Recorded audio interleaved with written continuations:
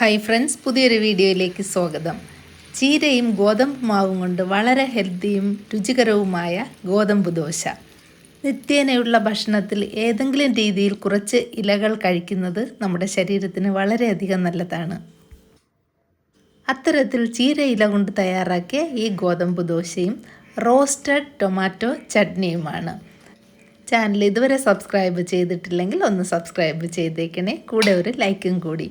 ഇപ്പോൾ ഗോതമ്പ് ചീര ദോശ ഉണ്ടാക്കാനായിട്ട് ചീരയില എടുത്തിട്ടുണ്ട്.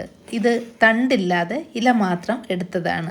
ചീരയൊക്കെ വാങ്ങുമ്പോൾ നന്നായിട്ട് കഴുകണം. കുറച്ച് വിനാഗിരിയും ഉപ്പും ഒക്കെ ഇട്ട് കുറച്ച് സമയം വച്ചതിന് ശേഷം നന്നായിട്ട് കഴുകിയെടുക്കണം.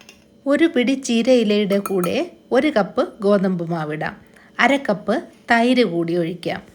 കുറച്ച് പുളിയുള്ള തൈരാണെങ്കിൽ കൂടുതൽ നന്നായിരിക്കും. ഇതിൽ 1/4 കപ്പ് വെള്ളം കൂടി ചേർക്കാം. ഒരു ചെറിയ കഷ്ണം സവാള ചെറുതായിട്ട് അരിഞ്ഞതാണ്. ഇതിന് പകരമായിട്ട് ചെറിയ ഉള്ളി വേണമെങ്കിലും 3-4 ചേർക്കാം. നല്ല എരിവുള്ള ഒരു പച്ചമുളക് ചേർത്തിട്ടുണ്ട്. അതുപോലെ ഒരല്പം ഇഞ്ചി ഇതുപോലെ ചെറുതായി അരിഞ്ഞ് ചേർത്തില്ലെങ്കിൽ അരയാൻ ഇത്തിരി ബുദ്ധിമുട്ടായിരിക്കും. ഇത് നല്ലതുപോലെ ഒന്ന് മിക്സിയിൽ അരച്ചെടുക്കാം. അരയ്ക്കുമ്പോൾ വെള്ളം കുറവാണെന്ന് തോന്നിയാൽ ഒരല്പം വെള്ളം കൂടി ചേർത്ത് നല്ല ഫൈനായിട്ട് തന്നെ അരച്ചെടുക്കാം. ഇത് ഇൻസ്റ്റൻ്റായിട്ട് തന്നെ ഉണ്ടാക്കിയെടുക്കാൻ പറ്റിയ ഒരു ദോശയാണ്. അതുകൊണ്ട് ഇനി അധിക സമയം വയ്ക്കേണ്ട കാര്യമില്ല. 10 മിനിറ്റ് ധാരാളം മതിയാകും. ഒരല്പം ഉപ്പ് കൂടി ചേർത്തിട്ട് നന്നായിട്ട് മിക്സ് ചെയ്ത് വയ്ക്കാം. ഇതൊന്ന് സെറ്റാകുന്ന സമയം കൊണ്ട് റോസ്റ്റഡ് ടൊമാറ്റോ ചട്നി ഉണ്ടാക്കാം. ഇതിനായിട്ട് 4 ടൊമാറ്റോ എടുത്തിട്ടുണ്ട്. 2ആയിട്ട് കട്ട് ചെയ്തെടുക്കാം. ചെറിയ ടൊമാറ്റോയാണ്. അതുപോലെ ഇത് നാടൻ ടൊമാറ്റോയാണ്. നല്ല പുളിയുണ്ട് ഇതിൽ. പാൻ ചൂടാക്കിയിട്ട് ഒരല്പം എണ്ണ ഒഴിച്ചു കൊടുക്കാം. ചട്നിക്ക് എപ്പോഴും വെളിച്ചെണ്ണയാണല്ലോ നല്ലത്. ഇങ്ങനെ തയ്യാറാക്കിയ ടൊമാറ്റോ ചട്നി ഫ്രിഡ്ജിൽ 3-4 ദിവസം ചീത്തയാകാതിരിക്കും. ഇതിനി നമുക്കൊന്ന് വഴറ്റിയെടുക്കാം.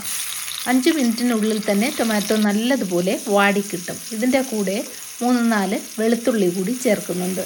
വെളുത്തുള്ളിയൊക്കെ നമ്മുടെ ശരീരത്തിന് വളരെ നല്ലതാണല്ലോ.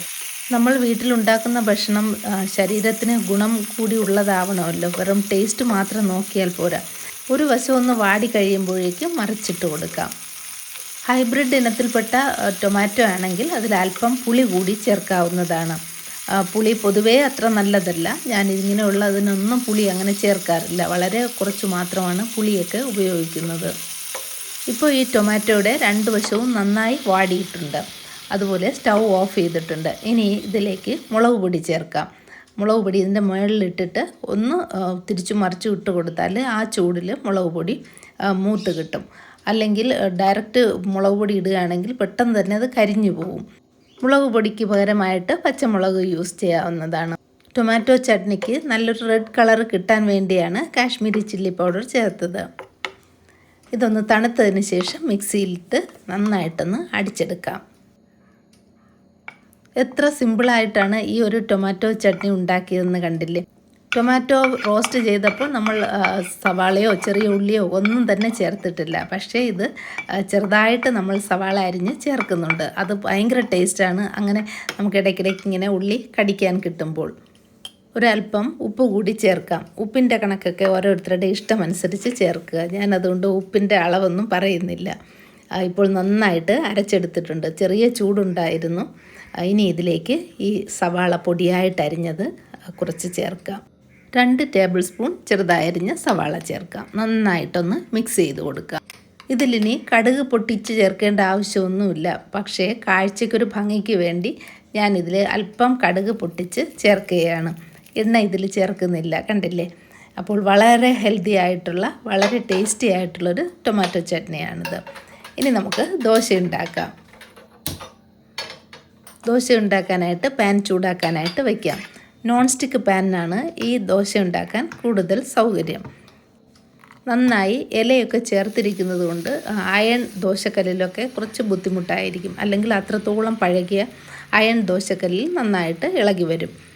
അതുപോലെ എണ്ണയും അതിൽ കുറച്ച് കൂടുതൽ വേണമല്ലോ. ഈ ഒരു ദോശക്കല്ല് 10 വർഷത്തിൽ കൂടുതലായതാണ്. പക്ഷേ ഇതുവരെയും ഒരു കുഴപ്പമൊന്നുമില്ല. ഇപ്പോൾ ചെറുതായിട്ട് കോട്ടിങ് 1-2 ഇങ്ങനെ ഇളകി വന്നിട്ടുണ്ട്. ഇനിയും 1-2 വർഷം കൂടി ഇത് ഓടും. കോട്ടിങ് അങ്ങനെ പെട്ടെന്ന് ഇളകി വരികയാണെങ്കിൽ പിന്നെ ഇത് ഉപയോഗിക്കാൻ പാടില്ല. ദോശയിലൊരല്പം നെയ്യ് ചേർക്കുന്നത് ആരോഗ്യത്തിന് കൂടുതൽ നല്ലതാണ്. ഈ ഒരു മാവ് കൊണ്ട് 6 ദോശ ഉണ്ടാക്കാൻ സാധിക്കും, അതും ഈ അളവിൽ. അപ്പോൾ ഇനി ചീര വാങ്ങുമ്പോൾ കുറച്ച് ഗോതമ്പ് പൊടിയും ചേർത്ത് അരച്ച് ഇതുപോലൊരു ദോശ ഉണ്ടാക്കി മക്കൾക്ക് കൊടുത്ത് നോക്കിക്ക്. ചീര കഴിക്കാത്ത കുട്ടികളാണ് കൂടുതലും. അവർ അറിയാതെ തന്നെ ഈ ദോശ കഴിക്കും. ഗ്രീൻ കളറിലുള്ള ദോശ കുട്ടികൾക്ക് നല്ല ഇഷ്ടമായിരിക്കും. അപ്പോൾ ഇനി ഒട്ടും തന്നെ വെയിറ്റ് ചെയ്യാൻ സമയമില്ല. ഞാൻ ബ്രേക്ക്ഫാസ്റ്റ് കഴിച്ചിട്ടില്ല. ചൂടോടെ തന്നെ ഇത് കഴിക്കാൻ പോവുകയാണ്.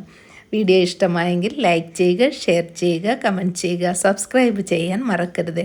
വീണ്ടും പുതിയൊരു വീഡിയോയിലൂടെ കാണാം. Thank you for watching Mother's Cooking lab.